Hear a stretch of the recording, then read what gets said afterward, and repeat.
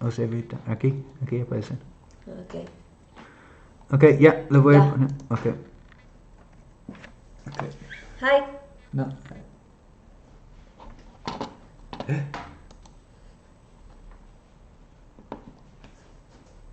Oh, are we already filming? Hi guys, welcome to my live stream. I'm La Karencita or Karen or Ruby. I have a lot of names. So thank you that you joined this live stream with me. I'm very excited because today I have a very different topic, a topic that many people have been asking for, people who want to live, travel around Mexico. They always want to know how they can learn Spanish. So I'm gonna be talking about that today, and I also have a special guest, my husband. I truly believe he needs to be here in this conversation because he has a very different method of how he learned not only Spanish but more languages. Hi Ta, hi Ta. So I'm very glad you're here, Ta. I hope you're enjoying Oaxaca a lot. I wish I could be there. And she makes videos in another language too, so. Yeah, this is a good example. Ta, I made a couple of videos about Ta. She's from Thailand and she's also making videos in English. And I respect that a lot. I know the struggles. Oh, well, so let me read what I have here. So, okay, I'm also going to be talking about the benefits of learning another language, funny moments. Oh my, there are so many funny moments, embarrassing moments, and what else? What else? If you want me to speak in Spanish, I can do it as well. So I want to ask you guys. I want to ask you if can you speak Spanish? If you're Mexican, no. If you're a foreigner, can you speak Spanish? I want to know. Let me know in the comments, please. And I also want to remind you guys that I just released a video about barbacoa, a very traditional method to prepare to cook a lamb. It's very interesting. Go watch that video. It took us a long time to make that video, but I also enjoyed it. I think it's one of my favorite videos.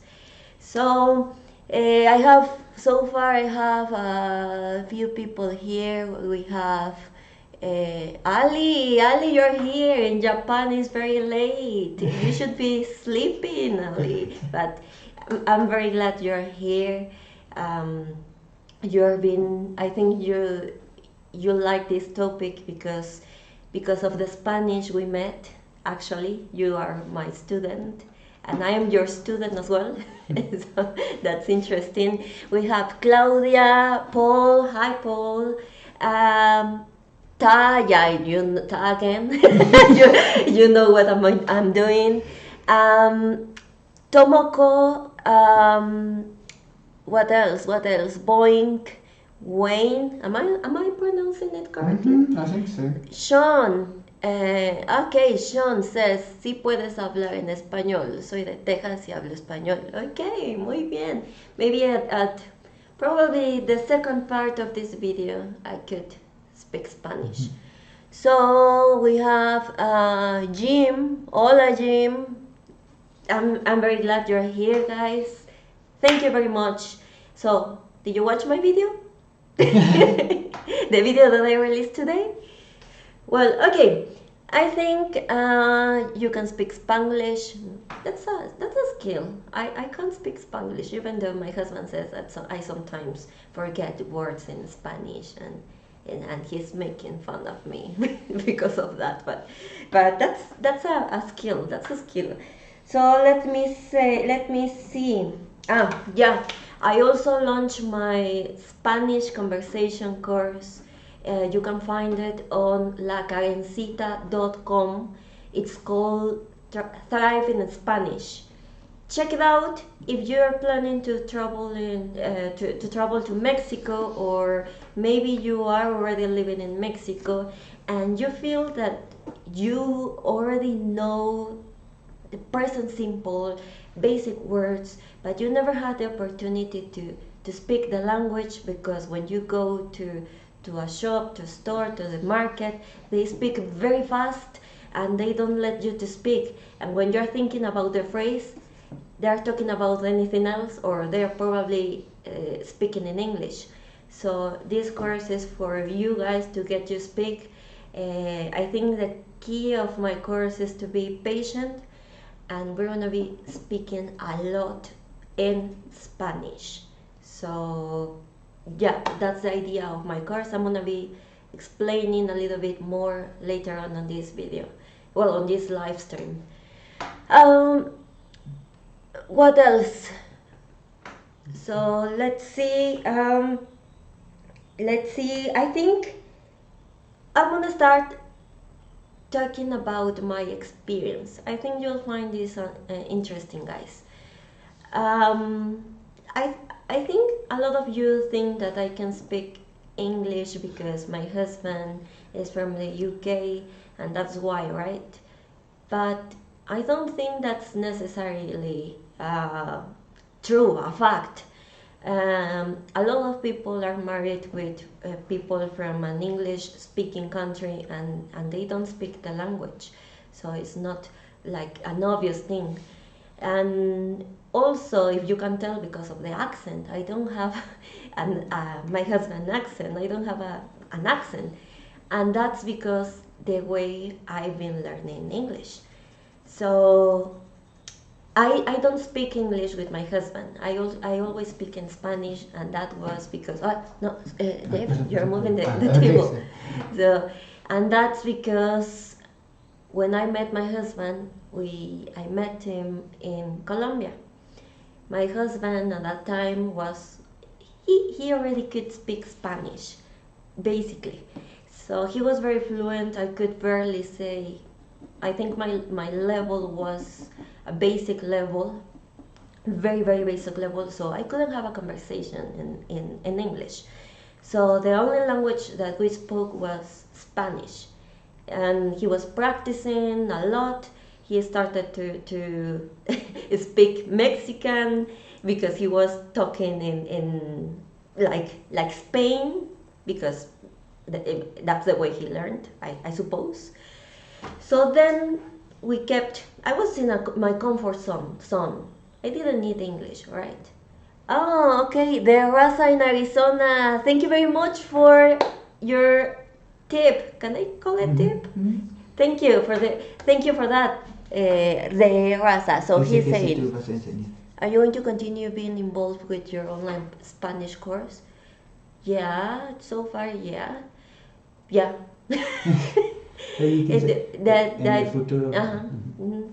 So it depends on how it goes, but in the future I'm gonna keep involved in this process, because this is I wanted to that you enjoy the course, but at the same time I'm looking for a teacher who can speak Spanish with me.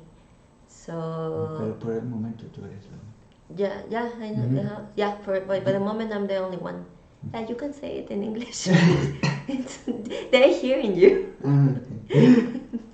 So okay, and yeah, I'm gonna be there. So thank you, Ali. Thank you for telling me that.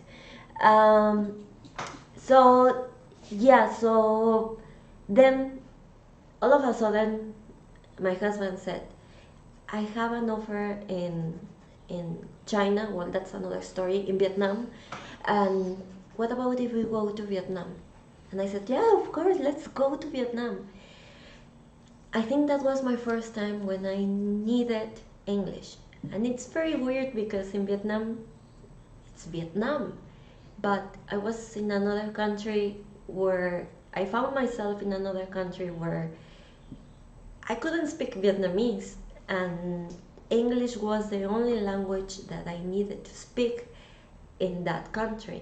So I started, and I felt it was very difficult to me to see people in Vietnam, young people speaking English very well, and I was like, and I said, I need to learn. I need to communicate with people here in Vietnam. So I start studying, watching videos, but I think the way I learned faster was when I decided to make videos in English.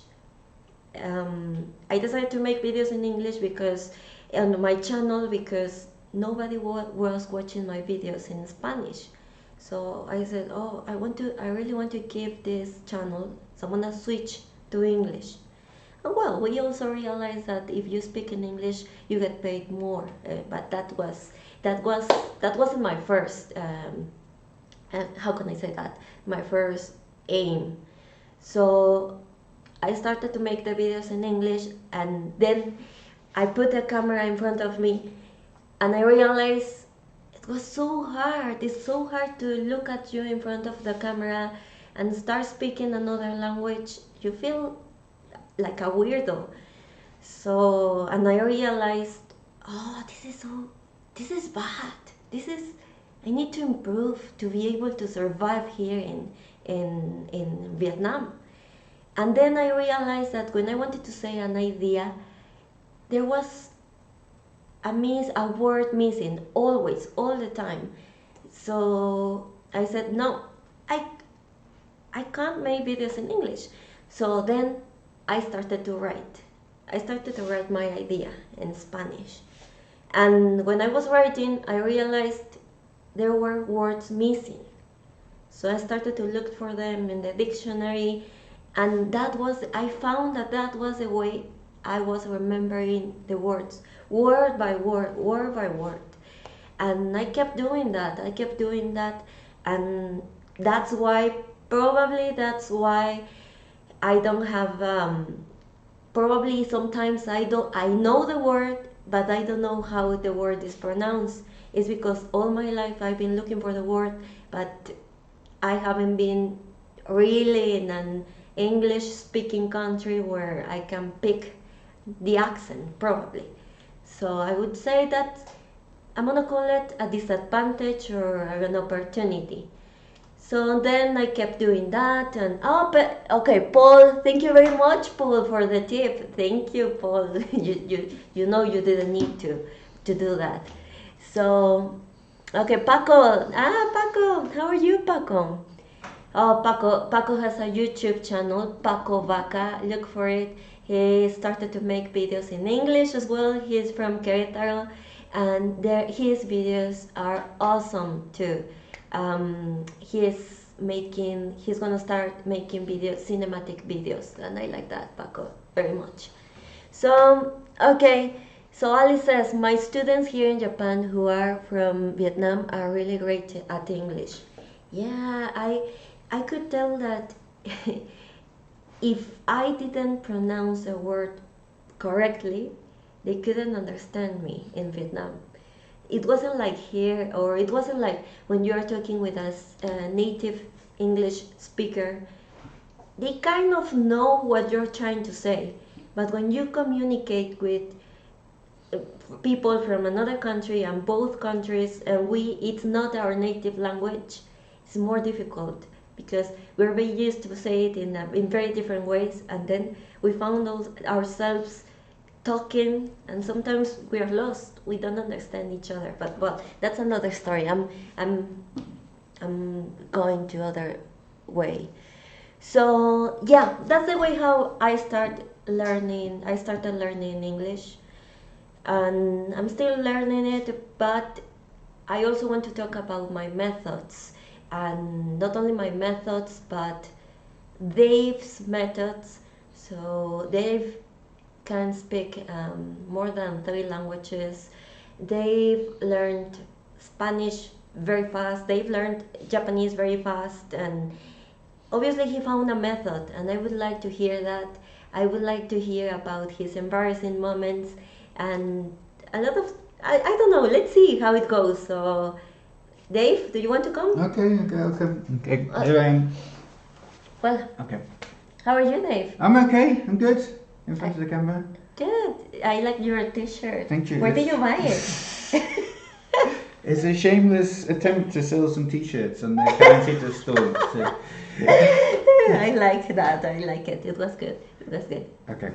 Okay, so should we read? I haven't read the. I've been answering people.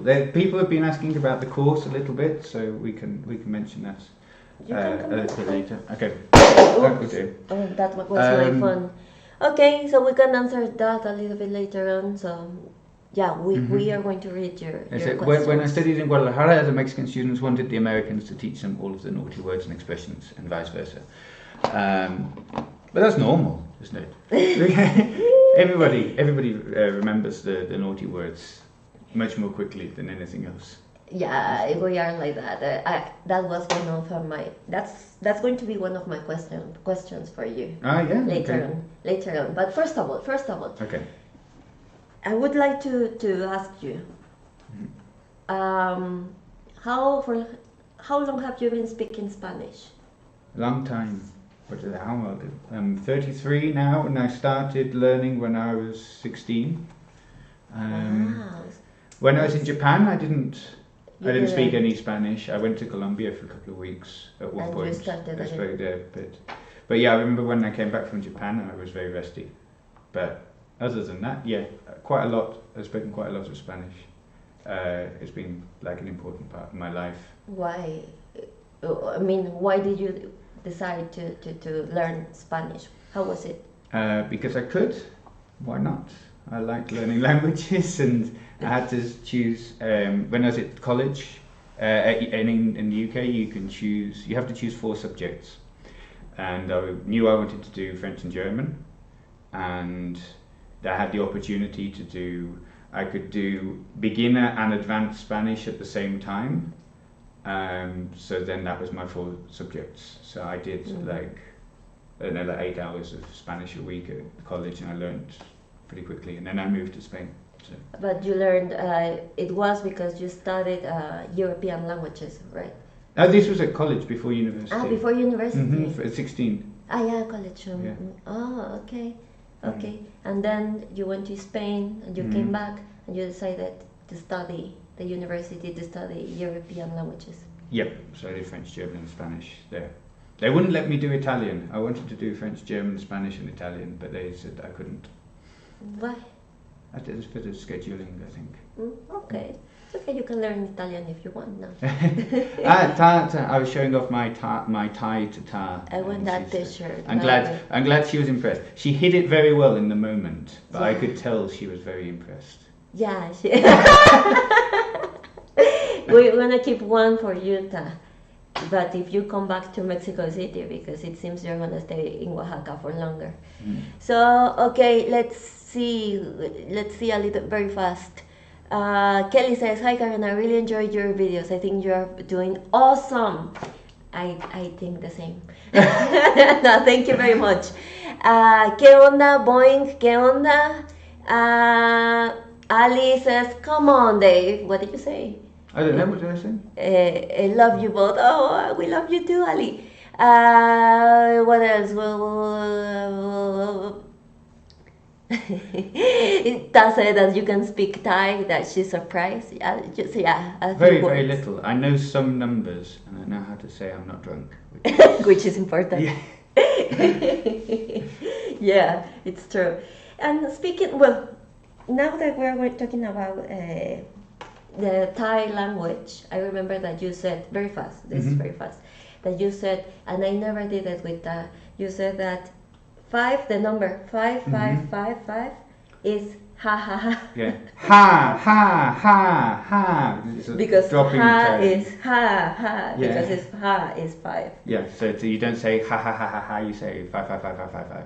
Yeah, it's like in I didn't know that until very recently, probably 3 years ago, that ha with H was in English. Because in Spanish, if you don't know, guys, instead of putting H, we put J. Do you know what it is in Korean? No? K. K-E.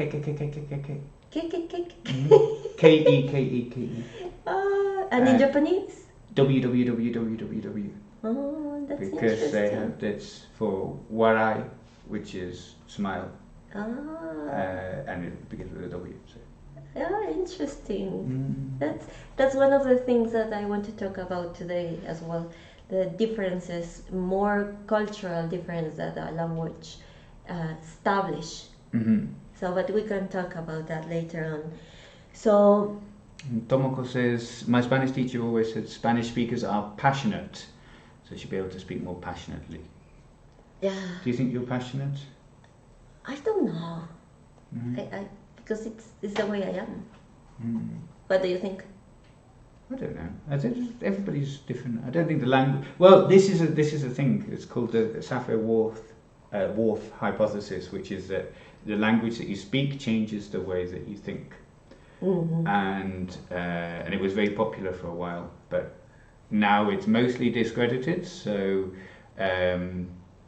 if there are common characteristics, it's probably more due to other cultural things than the language. Because the consequence of that is you say, well, if you speak this language, then you must think in this way, and obviously that's, or maybe you say, oh, your language is limiting the way that you can think, or is affecting it, and is kind of not great.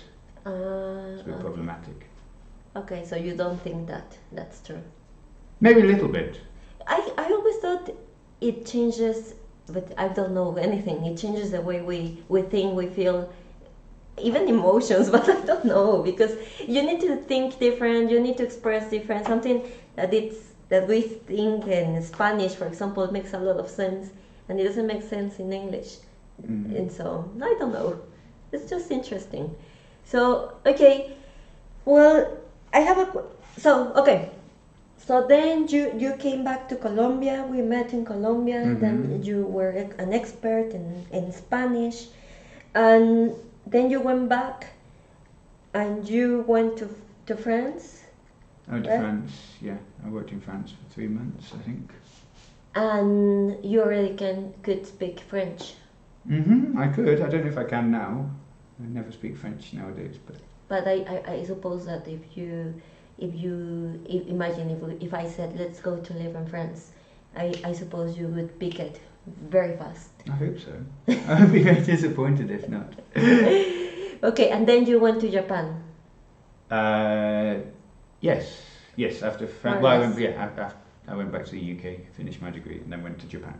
Yeah. Okay, so what I was very surprised by the fact that you learned Japanese in only 1 year, fluently. You could speak Japanese. You said that to me. I got the JLPT N2 qualification after 1 year, which is my proudest achievement other than convincing you to marry me. Okay, yeah. So what did you do to learn Japanese? Because there's this stereotype. I don't know if there's this stereotype. I don't know how to call it. But Japanese, even writing, spelling, not so much for me, because it seems to me that it has syllables. So I think I'm not bad at spelling Japanese. Well, you have to write the characters. The characters, yeah, that's the difficult part. Yeah, I know. That is the writing. Yeah, exactly. You have to draw. So how did you do it? How would you say was your method? I just studied a lot. That was it, really. If you just study a lot, then you'll learn. That's it. I would study for, I don't know, during the week about 6 hours a day, on average. Sometimes more, sometimes a bit less. I had a lot of, maybe I'd teach 4 or 5 classes a day, but I had to be at work for 8 hours. So, in between classes, I would be.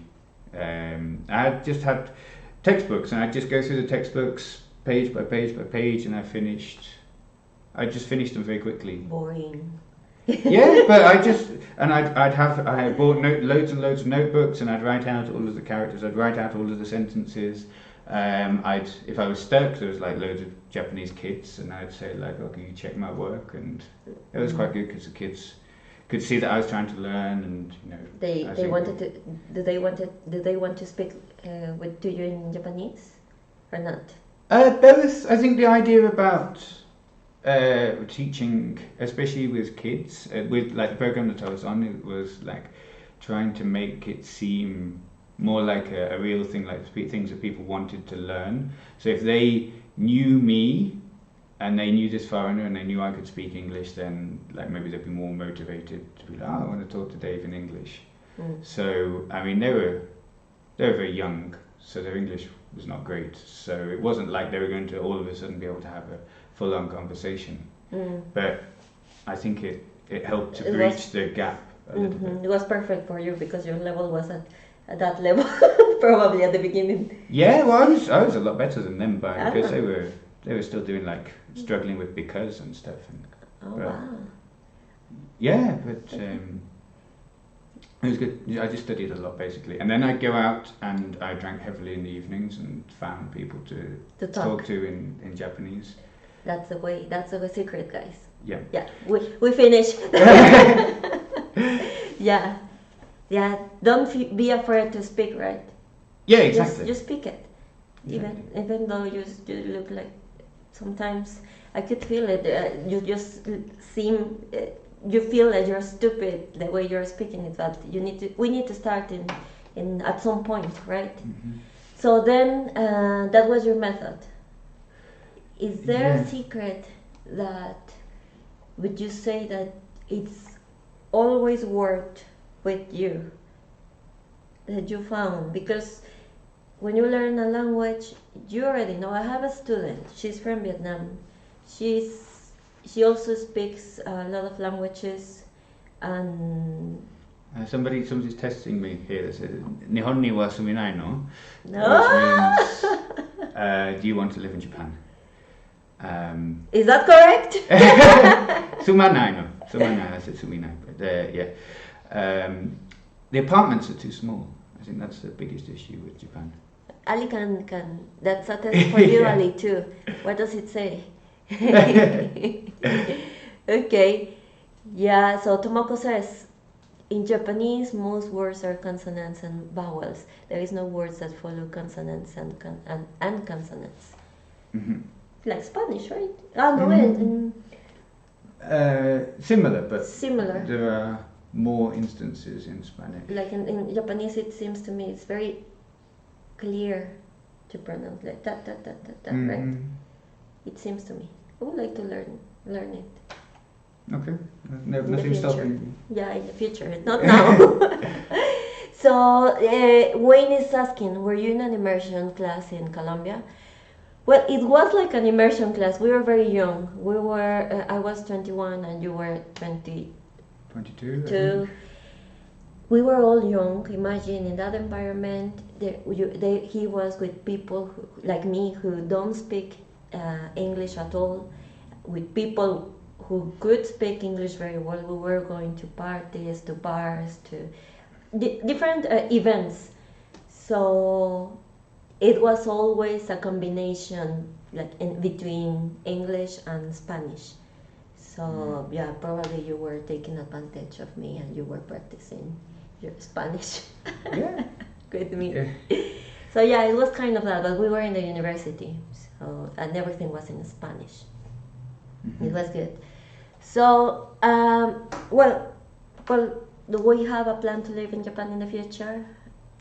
I don't think so. Not long term. I think I would like to visit, definitely. Yeah. Hopefully we'll be in that part of the world before too long, but not in any one place for a long time, I don't think. I'd like to see my friends in Japan. I've still got lots of friends in Japan. So it would be good to go back. Yeah, exactly. Okay, well, okay. So did you answer the question that I asked you? Yes. Okay. Okay, so then I think the first experience that I saw Dave learning a language was in Vietnam. And I have to confess, guys, it's very interesting. Don't compare yourself, never ever, with people who are learning a language. We are completely different and we learned in a very different way. When we went to Vietnam, Dave is crazy. Dave was obsessed with the Vietnamese, to learn Vietnamese at the beginning. At the beginning. So I could observe that and he told me to do it as well. What he could do was, for example, if he saw a word in, I don't know, at the supermarket, at the market, he started to look for it, and then he had this app that it's called Anki Droid, right? And he would write it down always, all the time. And all the words that he considered they were important during that day, he would write them down. And then at night, he would study all the words. And I was trying to do the same, but it's very tiring. Sometimes you just want to enjoy the moment, and it's very difficult. You're buying vegetables, and at the same time you're looking for the word in your phone. It's tiring. So the first week we went there, we started to. The first day we went to Vietnam, we could say, where is the toilet, where is the bathroom, and do you remember? Yeah, I've seen it though. So we were very glad and happy because people could understand us. So that was a very important step for us, because if we could do that in just one day, imagine the second day and then the third day. But the reality is not always like that. But we're going to tell you a little bit more about that. So what happened, Dave? What do you think we did wrong in Vietnam? We stopped studying because there was a lot of things going on, especially with my work and stuff. It was very stressful, that it was difficult to find the time to study, and I don't know, we both became comfortable in our surroundings. Yeah, that's the answer. We became very comfortable, and not really to me, because I started to focus on English a lot. And I said, it's too much to learn both words at the same time. So I'm gonna use that as my excuse, just to keep learning English. But it's true that we started to have friends who could speak English only, and then we moved to an area in Hanoi where it's basically people there speak English only. So we were one of those people who moved to another country and live in a bubble. Yeah. We could order food, and we could order Grab and do the basics. The basics, yeah. Like when we had a rat in the apartment, we could just about say to the owner, "Oh, there's a rat. Can you kill it, please?" Something like that. Yeah. Well, you said it. Yeah. You're speaking. Your English is awesome. I hope it shows people you're so good. Okay. It's true. I can't fake it when it's live. It's true. This is a real me when I'm speaking English. So yeah, we had a lot of struggles. We didn't do it. We have to confess. We didn't learn Vietnamese as we wish we could learn it. And I regret it, because we had the opportunity to learn that language. We didn't do it. We were living there, and I think that's why we didn't feel comfortable in that environment. Well, it didn't help. It definitely didn't help, because you're limited to a very specific group of people, like the expat group, and that's. These are the only people that you can communicate with, so this is the only community you can be part of, and obviously it's quite limited, and maybe there's a certain kind of people in it. Yeah. And I think it's a shame. Yeah, sometimes you're scared. Well, I was. Especially with COVID. Yeah, for example, when it's a very difficult situation, you don't know what's happening.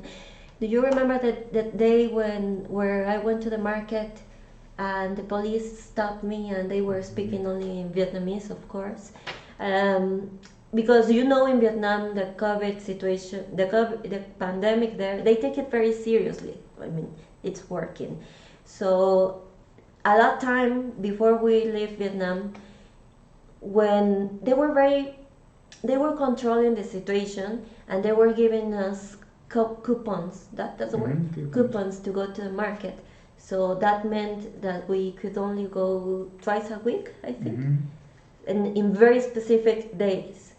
So that time I went to the market, only me, in the morning, and then you receive a call from me, and I told you, they're stopping me. The police is here. They're stopping me. It's your fault for being too warm.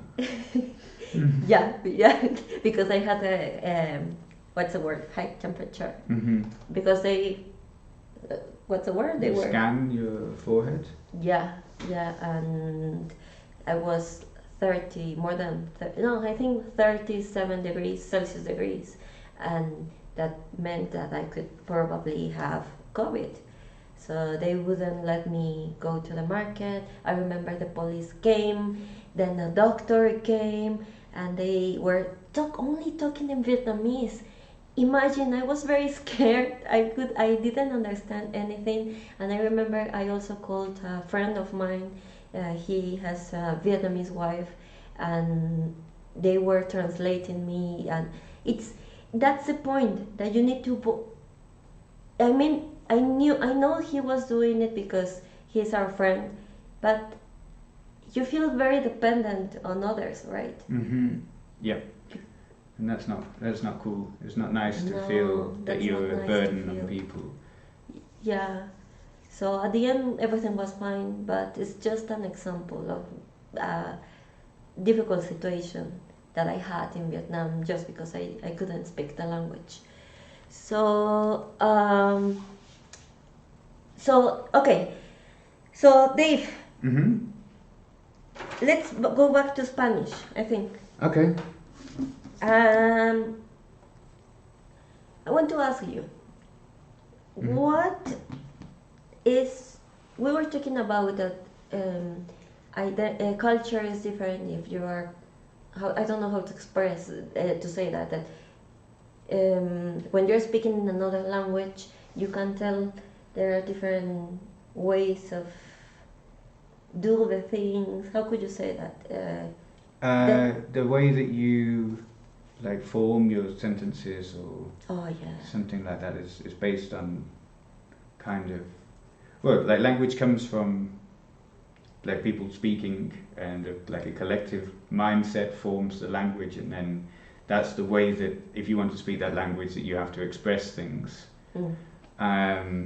Like maybe in Spanish you have like usted and tú, and you've got to, you've got to show respect to certain people depending on. Can you mention that about Vietnam and Japan, for example? Yeah, so obviously in English we do it in a certain way, but it's not a grammatical thing. Like there's no rules, like you have to say things in this way to this kind of person. Like there's phrases that we can use to make things more polite or whatever, but in Spanish you have like tú, if you're familiar with someone, it means you, or usted, which means you if you're formal. The same with like German, du and sie, and in French you have tu and vous, and so a lot of European languages have this distinction, which doesn't happen in English anymore. Although you used to be the formal way of talking, and thou was the informal in the past. And then we lost it, and now we just say you for everyone, which is why you is plural. Because you are, well, are is like we are, you are, they are is plural, whereas before thou would have had, I don't know what the conjugation was, but it was like a singular conjugation, and then you was plural, like in French, like vous is plural, sie is plural in German, and then this was all lost. In Japanese they have lots of different levels. They have keigo and teinego or something like that, so you can say like test him. And then you have vos in South America. Yes, because I don't really understand. Yeah, vosotros in Spain, we don't use vosotros. Well, that's different because that vosotros is ustedes in Mexico. But there are some places where they say tú, vos, and usted, and then they've all got kind of like different. in Colombia, right? In some parts of Colombia, yeah. Now Mexico does use vos in the south. Some parts of the south. We need to go to the south. We do need to go to the south. Yeah, interesting. Yeah. Most of Mexico doesn't, but it does exist. This doesn't use. Where did you read it? At the bottom, it says Mexico does not use vos. Yeah. Okay. Yeah, because I know in some parts of Guatemala they use vos. So probably around Chiapas, that area. So so whether in Vietnam? In Vietnam, as well? yeah, it's the same, but it's all by age. They're similar in Japan as well. You have to know the age of somebody to know how to speak to them. How to speak them. But in Vietnam, it's crazy because there's no word for you. You have to say like Anh is for an older brother. Em is like a younger brother or sister. Bác is older uncle. What was between Anh and Bác? I don't There's know. another one. There's a younger uncle and older uncle. So with a woman, it was Chị, and then the next the next one up was, I can't remember. We needed to use these to talk to women at the market. All the time, yeah. It was very interesting to see how people looked at you. I was only Chị. I was always Chị, which is older sister. That was fun. It hurt sometimes. Yeah, and my assistant at the school used to call me. Yeah. She used to call me uncle. Yeah, like a called uncle. It wasn't back. It was the other one. and they was, I'm not that old. Yeah. And she was, yeah, you are. She was like, yeah, you are. Yeah, I feel weird calling you. And you have to get used to it. Yeah.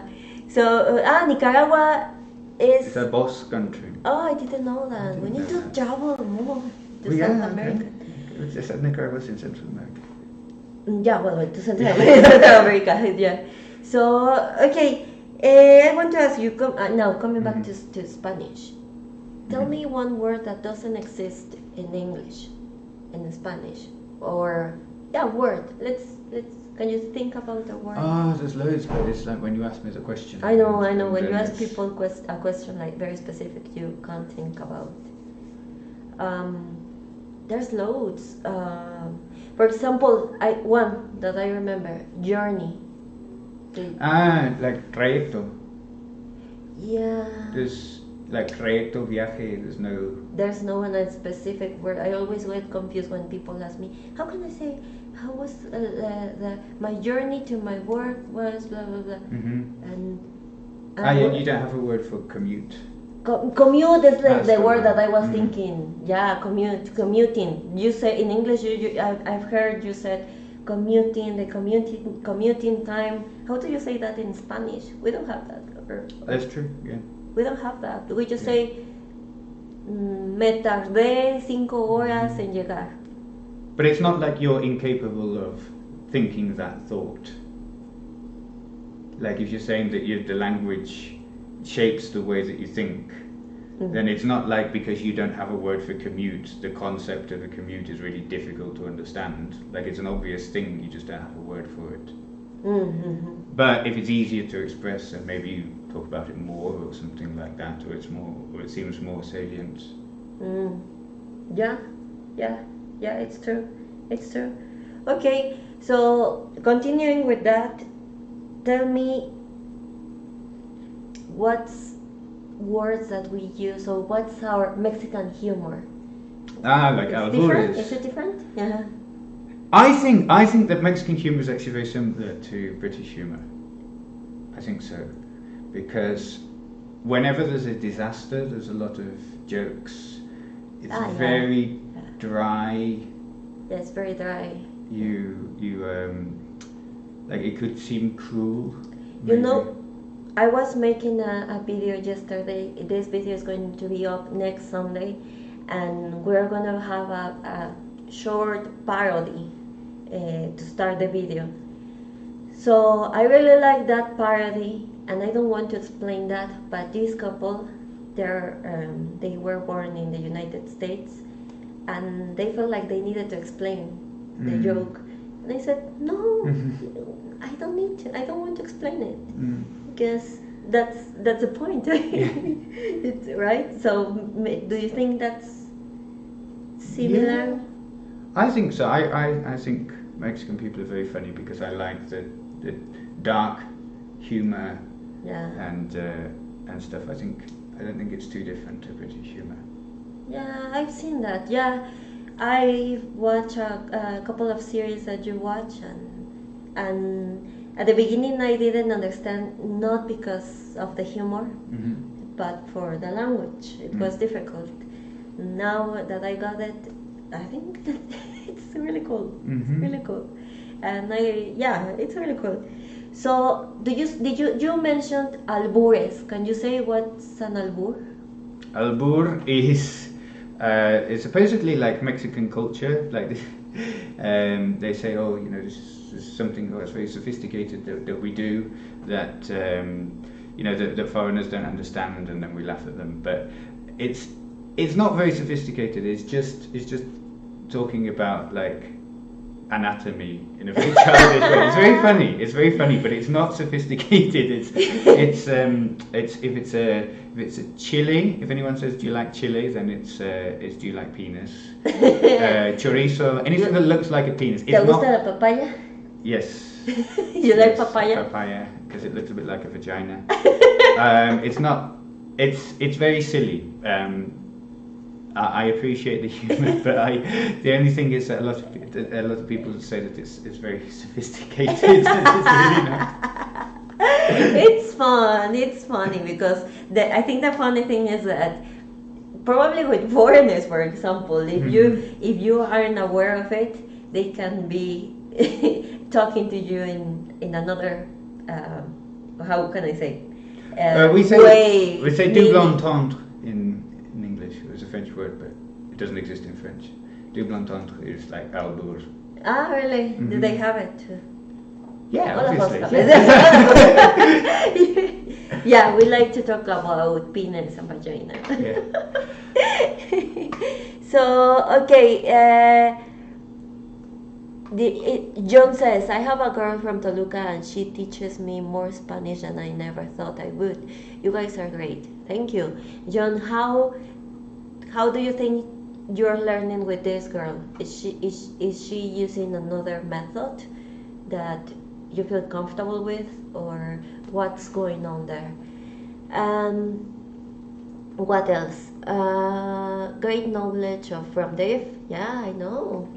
Yeah, thank you for being here. What else? Were you affected by the storm last week? Not really. Not right? No, not really here. No. Well, there were no taxis last Saturday night. That was it. Yeah. We need to walk, but we were very close, so there's no problem.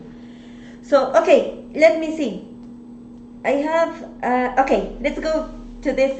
This is a funny part, an interesting part. Okay. Uncomfortable situations or embarrassing situations when you're learning a language. Funny situations. Okay. So, can you think about one that you've gone through, or can you think about one that I made? I can think about one that you made, but you can tell them about it. What? Which one? Well, when you asked somebody if they were going to buy a house in a condom. A house or a condom. A house in a condom. Yeah. A condom. Yeah, I said, do you want to buy a house in a condom? And I wanted to say, because the word in Spanish is condominio. And I thought, oh, it must be the same in English. I'm just going to say condom. And they are my patrons, I think so, right? And they didn't want to be disrespectful or something, or they didn't want to laugh, but they were in a condom. And then you said, oh no, you saved me. What's the word, by the way? I don't. Condominium. Condominium. You need to say the full word. Yes. The full word. Like in Spanish, you just said condom for no reason. Condom's the same in Spanish. Yeah. Oh, yeah, it's true. That was very funny. And you? What about you? Oh, lots of times. I remember when I first got to Japan, and everybody says like, "Oh, your Japanese is great." I say, "Oh, nihongo jouzu da ne." And you say, and what they teach you to say is, "Mada mada desu." Like, oh, not yet, because you have to be very humble. But I'd also learned the word pera pera, which is fluent. And so they'd say, "Oh, nihongo jouzu desu ne." So, pera, this, like, yeah, I'm fluent. And they were like, what? Yeah. And how did you realize you were saying it incorrectly? I just realized later when I was studying. I know why he wanted to talk to me. Yeah. He didn't want to talk to me. I know a guy when we were studying German in school. Es tut mir leid is I'm sorry, and he got that confused with ich bin ledig, which is I'm single, and he was walking through the town and he was bumping into people and he was saying, ich bin ledig, ich bin ledig. Oh, that's so funny. I think those situations are the situations where the words or the phrases stick more in your mind. Definitely. I've got another one. Actually, my a friend, we were in Germany, and he said that he wanted to say that something was crazy, and the word should be verrückt. But he looked it up in the dictionary, and he found behindert, which means like mentally handicapped. So he said, das ist sehr behindert. And everyone's like, is this your friend? Yeah. I think I'm having a lot of situations, even when I'm making a video or talking with somebody, and I want people to tell me, but sometimes people don't want to tell you because they feel they wanna hurt your feelings, probably. Mm-hmm. So yeah, guys, have you had any embarrassing situation that you want to share with us? Mm-hmm. They said here, estoy embarazada. Yeah, that's a very common one, right? Mm-hmm. Estoy embarazada, when you want to say I'm embarrassed. Yeah, we should include this in the course. We should put this maybe like a starting activity, let me take some notes. Like, yeah. What does this mean? Yeah, that's a good. Thank you, guys. Yeah. Thank you. Okay. Okay, so is there any other comment we can we can continue. You know, we should talk about the course. We should talk about the course. Why are we selling this course? And what's the method that we're using now that you know a little bit more about our background, the way we learned a language? We created this method because first of all, I've been teaching Spanish for more than 2 years now, probably more or less, and I've seen the way people learn. All of us are different, obviously, but a teacher won't be the one who's magically going to teach you to speak a language. You need to be the one you need to be responsible of learning a language. A lot of people say, it's because Dave is with you and that's why you can speak English. But it's not magically, it's not like, oh, Dave. No, you need to keep learning and studying. So the way I truly believe that writing an idea that you want to say is a way that is going to make you remember specific situations. I remember a student asked me, how can you have a whole idea in your mind in another language? Because she's learning, she's probably in an basic intermediate level, and she can talk, but she can't say something, an idea. So I said, if you're traveling, people meet you in another language and they always ask the same questions. So you need to be ready, you need to be prepared, you need to study those questions beforehand. So one question that I always have when I'm traveling, when I'm in another environment, in another country with different people is, how do you guys meet? How did you guys meet? And I have now that's very easy for me because I've always been asked the same question. So at the beginning it wasn't like that. I needed to write it down, and now I can tell that I can. At the beginning I only said, oh, we met in Colombia, and then I come back to Mexico, and then he came back to Mexico, and that's it, because it was too hard. Now I can say, we were in a bar, he looked at me, and we fell in love. So more details. But you need to write. Well, I needed to write more and more the details, words that I didn't know. Then the other way that I learned, that I'm learning a language, is recording myself. I'm doing this every weekend for my YouTube channel, so it's helping me quite a lot. Actually, the first live stream that I did here, or that was probably 4 months ago, more or less. Or longer. I think, would you say my level was? Oh, much lower. You're getting better very quickly. Yeah. So, and this has been very recently, and I don't know why, but and also, well, coming back to our course, it's not that's my perspective, but Dave, as Dave said, Dave has been teaching English as well for how long now? 7 years. And so, can you tell me what's the method that we put in that course together? What was the part that you told me to put? Okay, so the idea is it's a 3-week course, and you can't work miracles in 3 weeks, but you can achieve a lot. If you define your goals, and you say, this is what we're going to achieve, and this is what we want to do. And we've met a lot of people who are moving here. A lot of people want to move to Querétaro now, and everybody wants to learn the language, and they normally come prepared and they know a little bit.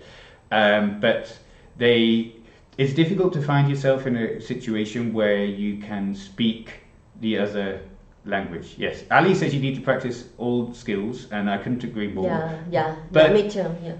But the course itself is specifically focused on speaking, and the reason is because this is the hardest part to achieve on your own.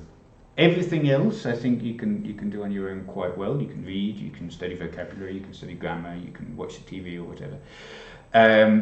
But if you move to Querétaro and you know the basics, then it's difficult to sit down with somebody and start talking to them, and you could do a language exchange or something, which are very useful. But it's difficult to set things up in such a way where you're talking about exactly what you need to improve. Like Karen was saying, some things you're going to practice all the time, like a story like that. But you can't really just go up to people and say, ask me how I met my husband. Don't ask me anything else. I'm not ready for that yet. Yeah. So we want to. We've designed everything in such a way that before the class you get everything, all of the questions, all of the vocabulary. There's a vocabulary app, so you can memorize all of the words before the class. If you want to prepare, you have to make a video of yourself speaking about the topic before the class. And the idea is that you're in the class for 90 minutes and you are speaking Spanish for 90 minutes. There's no grammar explanation. There's no presentation. Karen's not presenting anything. Well, I have a presentation for them. Well, yes. To guide them. But you're not saying, this is how we make this sentence, this is, repeat after me. No. So it's a 3-week course, and it's designed to make everybody able to speak, to practice speaking, so that after 3 weeks, they can say, yep, my speaking is better than it was before. And that's the thing. And how can they all book onto this amazing course now that they know about it? Well, if you go to lacarencita.com, that's my website, there's going to be a section, you'll see a section on, look, this is hard. in the nav bar at the top, in the menu at the top of the screen. It says at the top of the screen. It's called Thrive in Spanish. You click there and you'll see the method, the way I speak. I'm gonna give you material to study before. Vocabulary, I'm using Quizlet, so you can study vocabulary, and you'll be ready for the class. You'll have the words. It's not going to be surprise. No, you'll have to study before the class. And yeah, we're gonna have. You have to pay in the website. Well, first they have to send a recording. Yeah. They have to send a recording because the idea of this course is an advanced level. This is to get you speak. If you want to move to Mexico and you're scared of how to order in a restaurant, how to rent an apartment or a house, how to talk to people, this course is perfect. Perfect for you. There are some words that books don't tell you, and we use it all the time. Is Mexican Spanish is very different to Spanish from Spain, obviously. So those are the words that I'm trying to show in that course. But how do they apply? So you have to record. You have to make. Okay. There's a big button. Yeah. I made the button as big as possible. Yeah, you made I'm gonna put it on my. You tell them. Yeah. There's a big button, so you click there, and it's gonna ask you to do a small recording, probably a 1 minute maximum, introducing yourself. I just want to hear you guys if you can do that. Why? First of all, you're gonna be recording yourself in the whole course, so you need to get used to it. And second one, I want to know if you can speak the basics, at least. Here we go. Thrive in Spanish. And then we go down, tells you all about the course. And we have our apply now button. There we go. We can see the times of the classes and the availability. Dates. And yeah, the availability. I will be teaching. I will be with you guys teaching you. And if you want to see how it went with my other students, I have a student. She made a video about my course, a review video, a reaction video about my course. I think she liked it. I think so, yeah. So you can see that video on my community section. You'll see it there. And yeah, so there are questions here. What's the level? I would say beginners, yeah. I'd say like upper beginner or lower, lower intermediate. Lower intermediate. It's not starting from zero. No. You must know the very, very basics.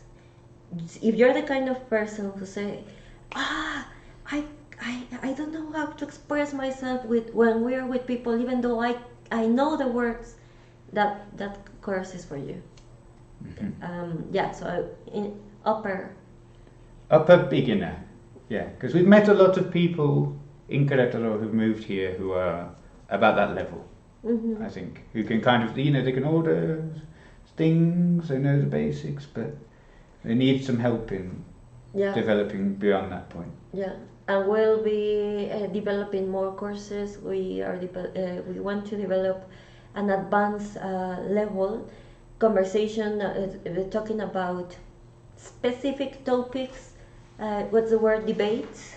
Debates. But that will be obviously for advanced levels, intermediate advanced levels.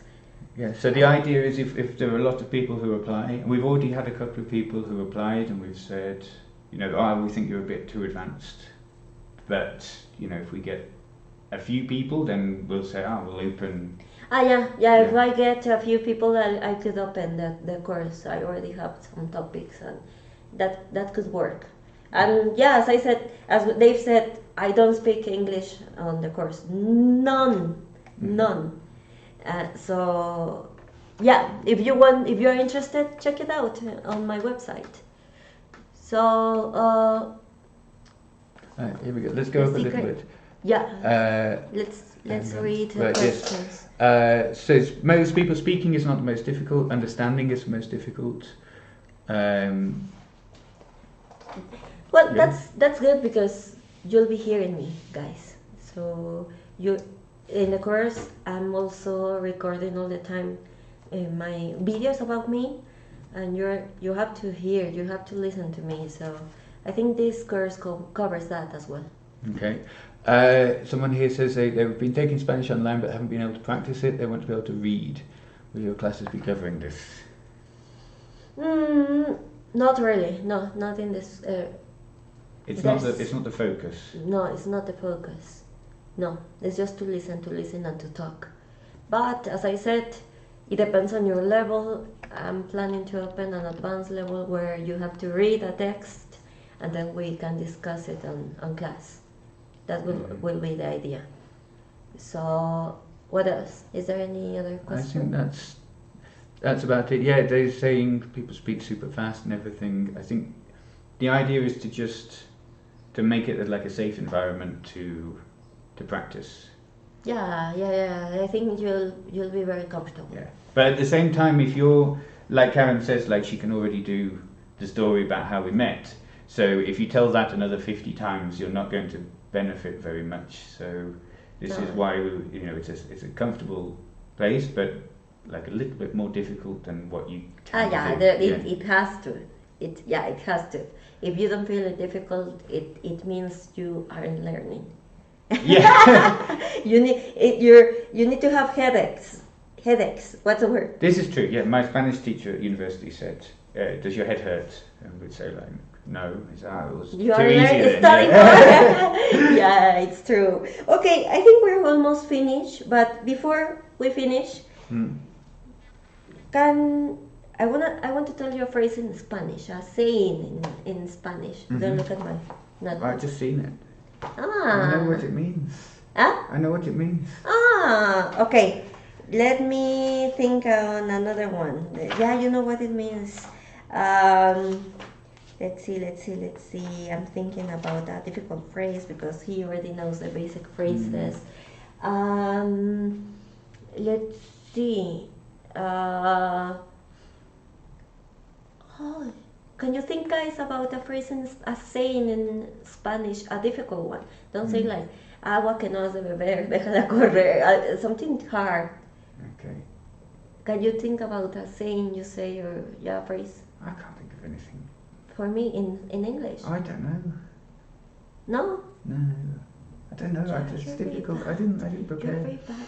You're very bad. What's the correct pronunciation of the word taco? Yeah. Americans say they don't say ah. Because in English, in British English, we say normally. Yeah, like here. Yeah, and in American, they're taco, salsa. Yeah, it's, you need to have your mouth wide open, like a smile, and well, I don't even know how to say it. Happy, Yeah. taco. Yeah, but there's just 5 sounds. There's only 5 vowels in Spanish. So I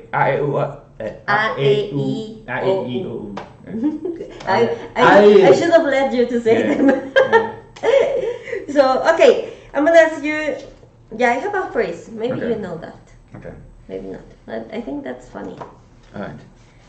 So, do you understand, if you speak Spanish, if you are Mexicans too, can you understand the phrase, te chilla la ardilla? Yes, we did a video about this. Yes, it means But you don't use it. You don't use it. I don't use it. What's that then? It means your armpit smells. Te chilla la ardilla. How would you translate that? Your squirrel is crying. That's funny. Te chilla la ardilla. CMT63 says, I feel like I can order food and find out what I'm looking for, but that's not enough. But that's exactly what the course is for. Sign up. Sign up. Sorry, I was reading the other comments.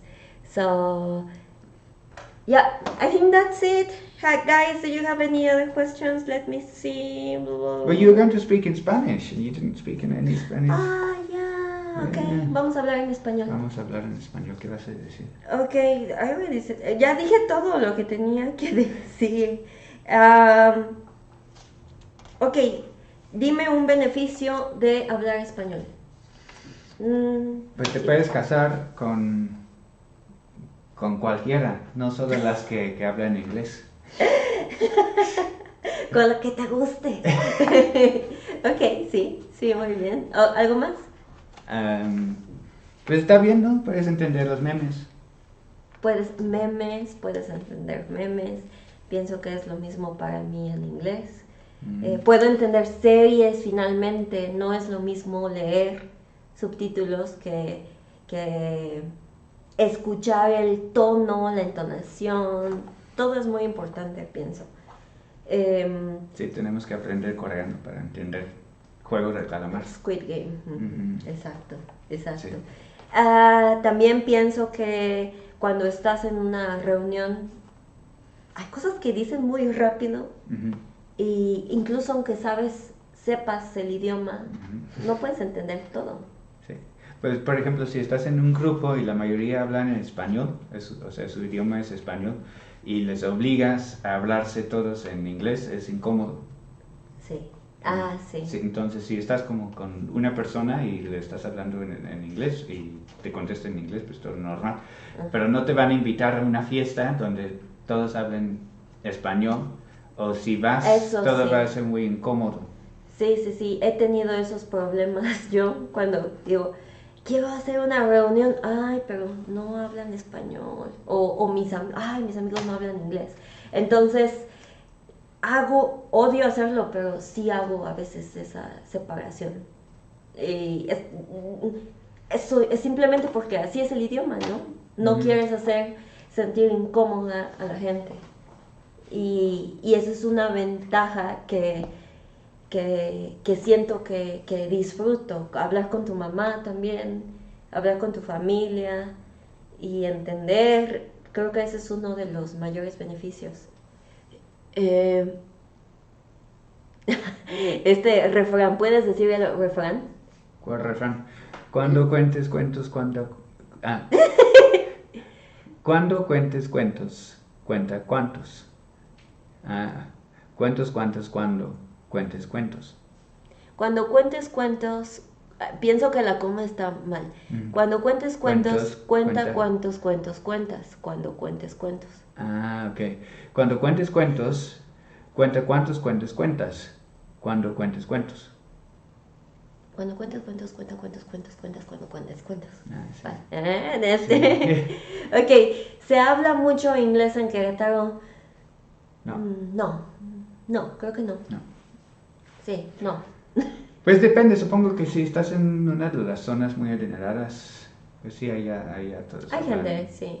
Sí, porque se la pasan en Estados Unidos, ¿no? Pero Encuentras como dijimos, la gente que sí habla inglés. Entonces, mucha gente vive aquí en Querétaro y no habla español y están bien, ¿no? Sí. Dice aquí, so I'm thinking that you're suggesting learning to speak Spanish and learn how to read it. No. They're two different skills. Yeah, definitely it's very important They have to read. To be at the same time. Yeah. I think it's important to read so you can know the way people speak it. Because you can't be translating from English to Spanish. It's different. So it's very important to read. Yeah. Like Ali said, you need to work on all four skills. Yeah. If you leave one, then the others will suffer. Like Karen was saying about writing, like you can learn how to express yourself in a certain limited way within the limitations of what you know by just speaking. But when you start to write things down, you become more aware of what you don't know, but you have time to look it up, and your speaking will improve a lot more because you've been writing things down. Like if you like, a lot of my students here in Mexico suffered from this because they don't read and they don't write, and they just speak and they're very, very confident, but they make lots of mistakes and it's not natural at all. They're incredibly fluent but not accurate in the slightest, and it's because they don't read or write.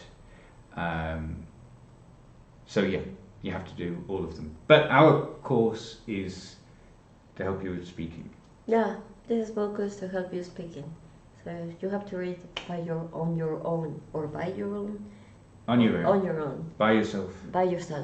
So okay, before we leave, we are almost leaving. We've been here for more than an hour and we want to go and enjoy Querétaro. It's very sunny today. We want to do something. We want to walk. This is our free day, so we want to enjoy it.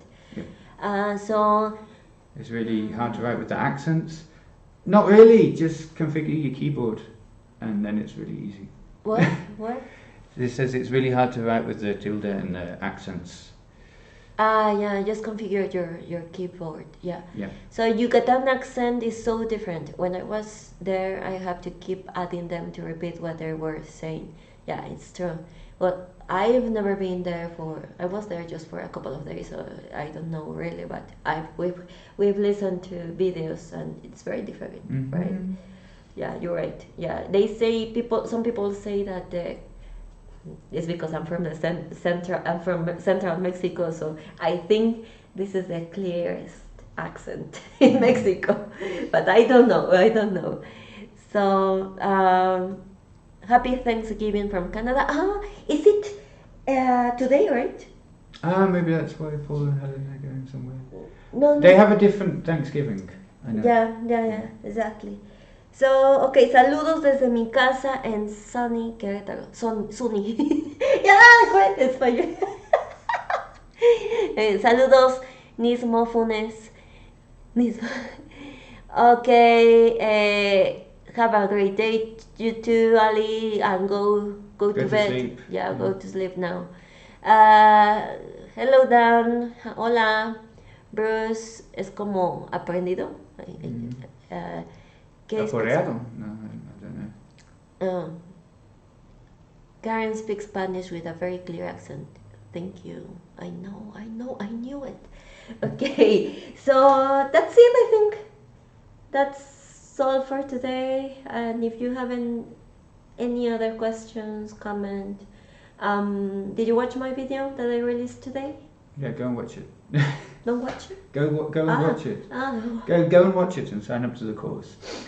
Yeah, exactly. Well, I think that's... Paul is there. Are you still there, Paul? Okay, so... Okay, let's go and enjoy the sun.